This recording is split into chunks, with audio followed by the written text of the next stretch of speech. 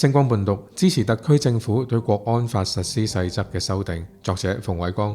假如有警察喺香港街頭截查筆者嘅身份證，筆者會充分配合，因為呢個係自1980年代開始就有嘅安排。假如有警察喺香港街頭要求筆者解鎖手機，筆者會好奇怪，因為保安局局長鄧炳強喺立法會上面講咗，絕唔可能會咁樣做。當然啦，假如係香港國安警察，根據香港特區維護國家安全法第43條實施細則嘅修訂，仲喺出示法庭批准之後要求筆者解鎖電子設備呢，筆者絕對會配合。反正筆者身正不怕影子歪，問心無愧。所以筆者好奇怪，點解會有聲音反對解鎖電子設備呢一條呢？首先呢一點喺好多美西方普通法國家都有類似嘅法例要求。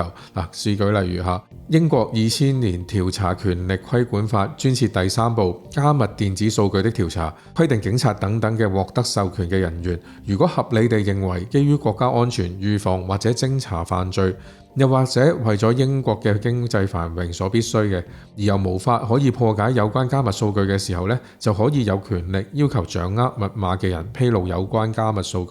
除此之外，澳洲1914年犯罪法第3LA 條亦都規定，取得裁判官授權嘅警察，為咗獲取電子數據，可以要求掌握電子數據保護措施嘅人士提供任何合理必要嘅信息同埋協助。至於新西蘭2012年搜查和監視法嘅第130條啦，愛爾蘭2001年刑事司法盜竊和欺詐罪法嘅第48條，同埋新加坡2010年刑事訴訟法嘅第39同埋40條都有相類似嘅規定。美西方傳媒冇辦法自圓其說，就話香港國安法嘅法律界定含糊。但係國家安全呢係有唔少案例可以參考嘅。你係善意批評政府，要求佢改進，同埋你要求其他國家制裁自己嘅國家同埋香港特區，係涇渭分明嘅事。以筆者為例啊，由於2020年有國安法以前呢，筆者就一直批評特區政府嘅問題。對於一啲資深政務官就係 AO 啦，死抱英國人嗰套，亦都係大家撻伐。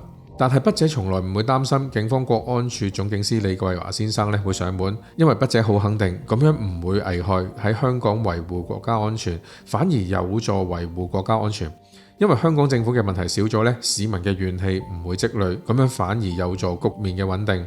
反而堵塞咗有心人乘機喺度煽惑市民嘅漏洞。筆者自問愛護呢個國家，喺大一升大二嘅時候就已經一個人孭住背囊喺新疆、西藏、青海等地跑咗75日。嗰陣時仲係要用糧票嘅年代，筆者沿途仲要依賴好心嘅內地同胞送糧票俾我用。如果唔係筆者連食飯嘅問題都解決唔到。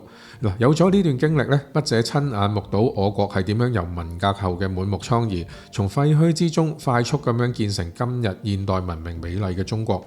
所以筆者喺2019年嘅時候十分之唔明白，昔日講道理嘅黨友啦，例如民主黨時任主席胡志偉等等，會對逃犯條例嘅修訂有咁大嘅反應。根據公開資料，胡志偉早年仲喺中山度買過物業啦。筆者就索性身體力行，喺2019年年底，成個屋企搬咗去內地，早早就將自己送終，切身體驗內地嘅生活。6年落嚟，從來冇國安人員嚟騷擾筆者，亦都冇遇到過執法部門對筆者唔客氣。黃絲會話內地嘅紅線好清楚，反而係香港過猶不及。筆者就未敢苟同啦。誠如筆者上面所講，筆者一直批評特區政府愛之深責之切，但係所有香港執法機關人員都會知道筆者係批評而唔係顛覆，更加唔係散播仇恨。美西方媒體為咗批評實施細則，於是又搞出所謂 AI 公司擔心因此咁樣會洩密，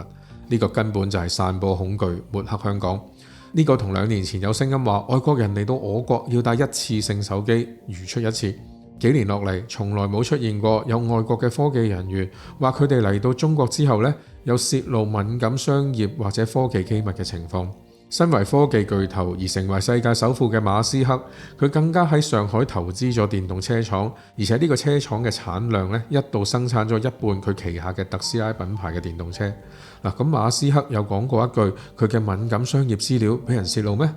上述嘅所謂恐懼其實都係建基於2大偏見。第一個偏見係覺得中國以及香港特區就係執法不公罪名嘅界定模糊。但係近年一系列嘅國安案件入邊被定罪人士就係有明顯嘅證據嘅。國安法案件入邊呢，亦都有被告人成功脫罪，而且律政司亦都唔打算上訴嘅例子。第二個偏見就係呢，我哋西方科技一定遠勝你哋中國人嘅，所以只有你偷我哋嘅。但係由我國改革開放近50年以嚟呢，冇一宗科技盜竊嘅案例。嗱，當然啦，科技公司之間告嚟告去，我話你侵權，你話我抄襲，莫衷一是。但係呢個呢，係科技公司互相競爭嘅常態。當年蘋果就同三星打手機科技官司，打個不亦樂乎。嗱，名副此，大家就知道今日嘅實施細則其實係同外國標準睇齊嘅。更加重要嘅係，特區政府係將條例公開刊憲嘅。冇好似2013年斯諾登所揭發嘅美國政府咁鬼鬼祟祟，